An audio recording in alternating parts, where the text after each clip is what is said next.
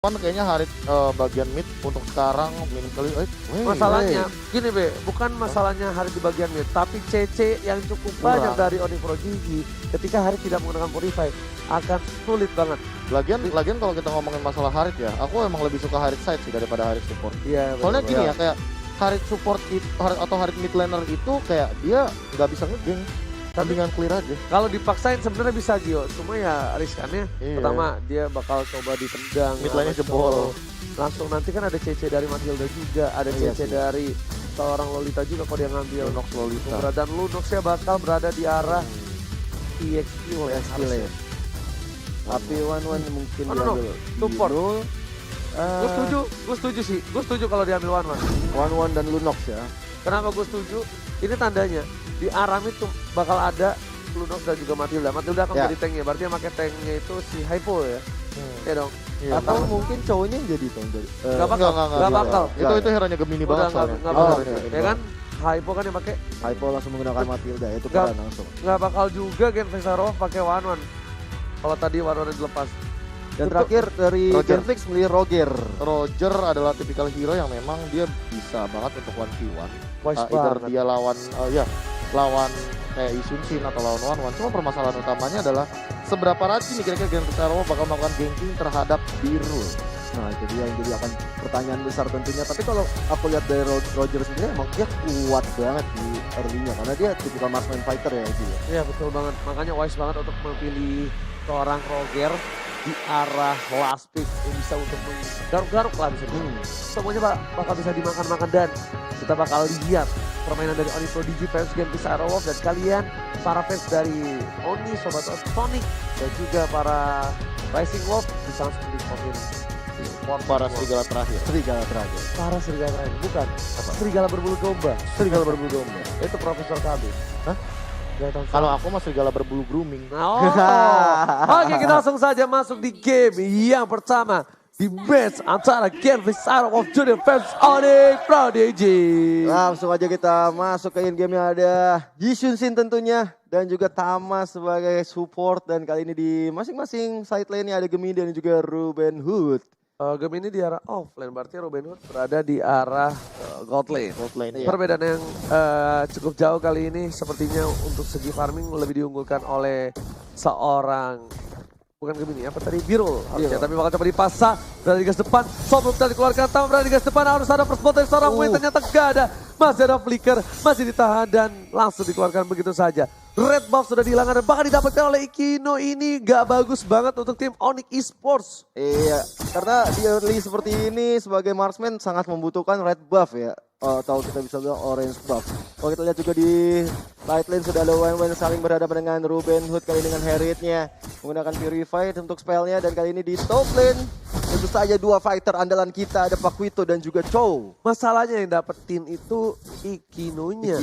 Bahkan yang bakal lebih dirugikan lagi adalah ketika Ikino udah dapetin red buff dari Onyx, dia dapetin Little Wanderer, dia bakal lebih cepet leveling dan juga bakal lebih kenyang dibandingkan seorang Sirvate Lens. Tapi Hypo bakal cepat dilempar ke arah belakang, dia ingat gak ada satu buff, first goal bakal cepat didapatkan, di cover dengan baik oleh seorang Birul.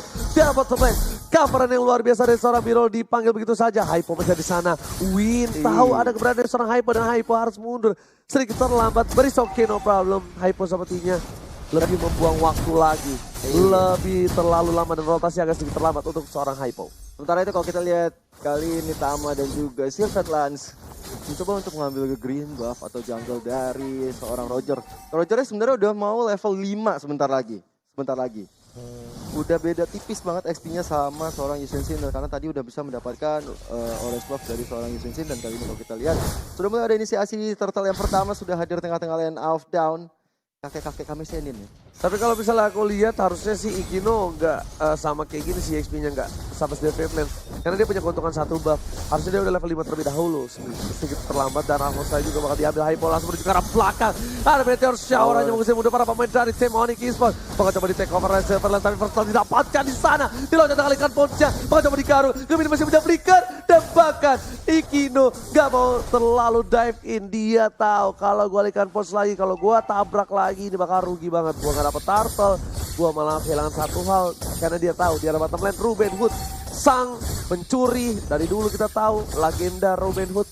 Kali ini mencoba untuk mencuri gold buff di arah bottom lane juga. Profesor silakan. Iya, entah kenapa tadi aku bisa bilang sebenarnya agak sedikit rugi daripada teman-teman tim Onyx Prodigy ketika mereka melakukan rotasi dengan cepat, terutama untuk birulnya. Tapi ternyata di bagian bawah ini baru nggak rugi. Iya. Karena kenapa? Karena tadi gold shield turretnya lumayan hilang banyak tuh, Ji, setengah.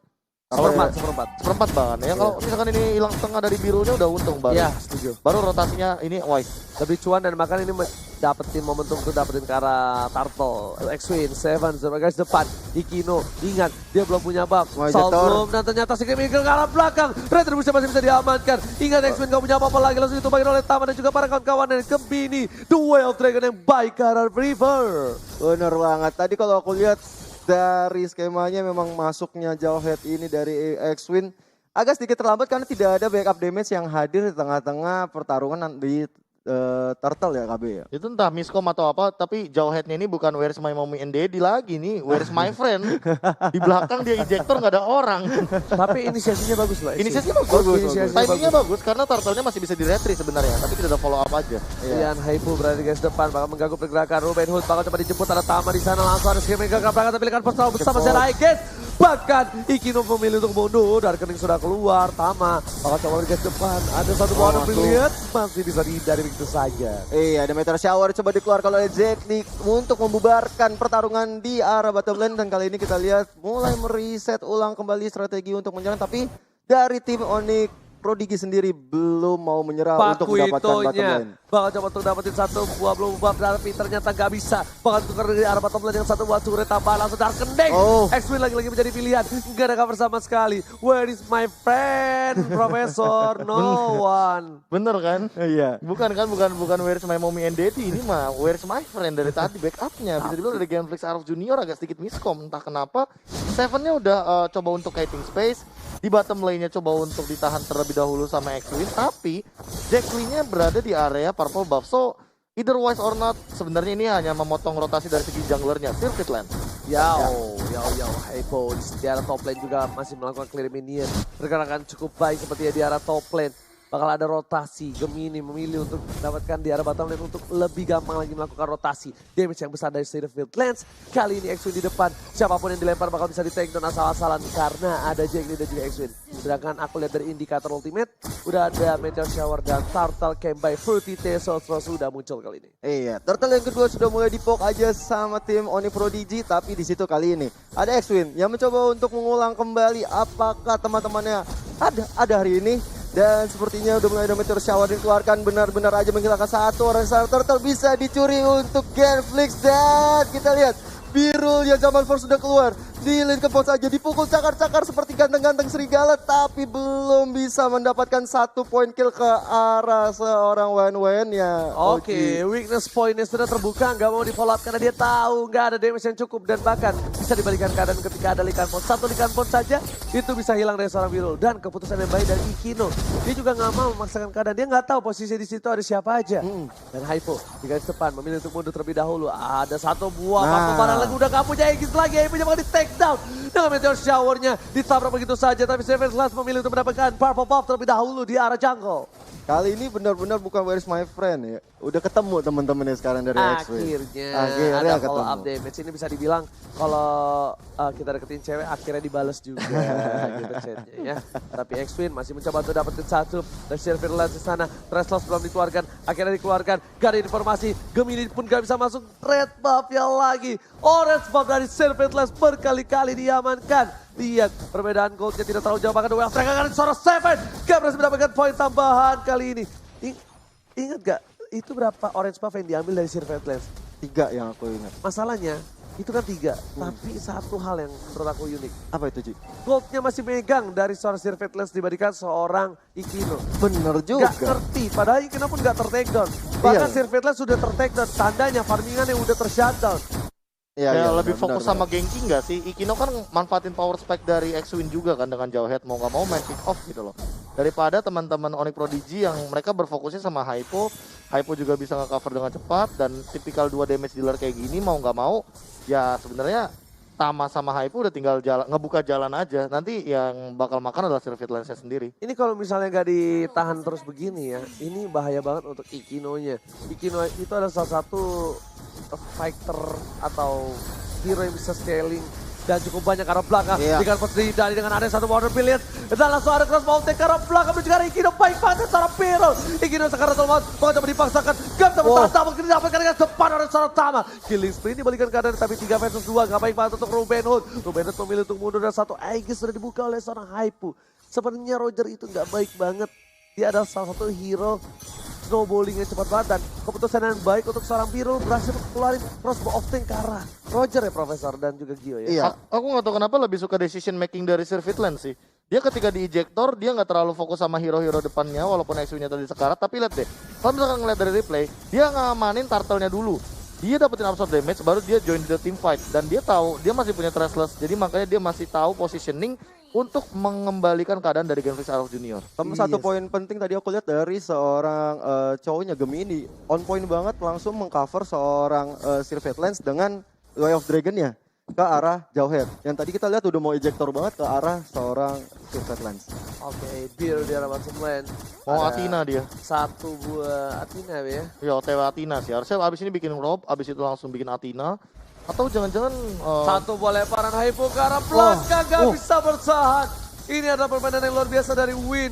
Dia udah gak punya satu momentum di game-game awal, tapi dia ternyata membalikan keadaan dengan momen-momen di mid lane atau di mid game-nya. X-Win sih dari tadi sih rese banget. X-Win ejector, flick out, ejector, flick out. Ya berkali-kali dan itu ngeganggu untuk pergerakan dari teman-teman dari Prodigy juga. Kayak ragu gitu buat masuk jadinya.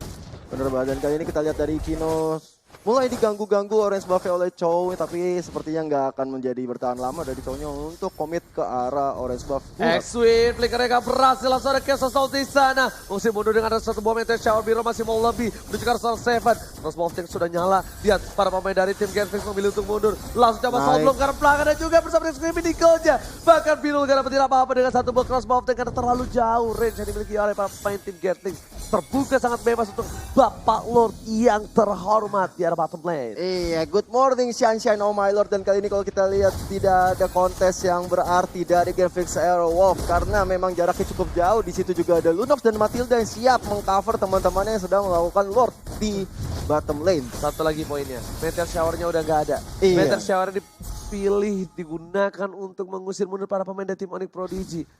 Jake Lee pun berada di posisi yang gak baik walaupun dia udah dapetin 4 poin kill, Profesor. Iya, ini namanya minum fruity bareng Pacamat, nggak ada kontes di Lord yang terhormat. Nggak siap. Soalnya Meteor Shower dipakai, positioning dari Kino juga nggak dapet, retribusinya terlalu jauh.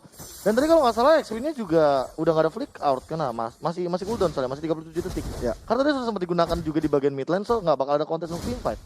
Dan yang mulia Lord sudah datang dari bottom lane, sudah mulai ada Mountain Shocker dikeluarkan oleh Yusunchi untuk membuka pergerakan dari Genflix Aerowolf. Harus dipukul mundur terlebih dahulu men-set up defense strategi sebelum nanti badai menghadang. Oke, di arah mid udah di-clear, nggak ada yang di-freeze kali ini para pemain dari tim Genflix Aerowolf. Bakal coba bertahan di arah ini bisa turret, tersisa 3. Memang kali ini dipaksakan di arah mid lane. Oh iya, freestyle dulu bot. Berhasil mendapatkan satu bot 7. What a play from Gemini. Tama memilih untuk bonus. Saman Force juga digunakan hanya untuk mencoba mengusir para pemain tim Onyx Prodigy di arah bottom lane. Bapak lo terhormat, ingat soft skill yang dimiliki dari tim Genflix Aerowolf sudah gak ada. Ini harusnya menjadi momentum untuk tim Onyx Prodigy berhasil mendapatkan turret yang kedua, dipasangkan ke arah belakang lagi dan lagi.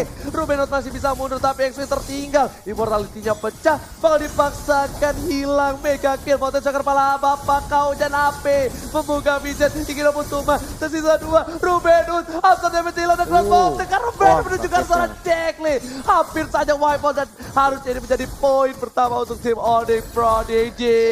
Iya, langsung aja diselesaikan di game yang pertama antara Onyx dan juga Genflix Aerowolf 1-0. 1-0 untuk Onyx Prodigy. Ketika aku lihat dia soft skill di arah mid lane, di all out, itu gak bagus banget sebenarnya. Bukannya gak bagus, gak wise. Karena dia harus mendefense sebenarnya itu di arah bottom lane. Ada Lordnya.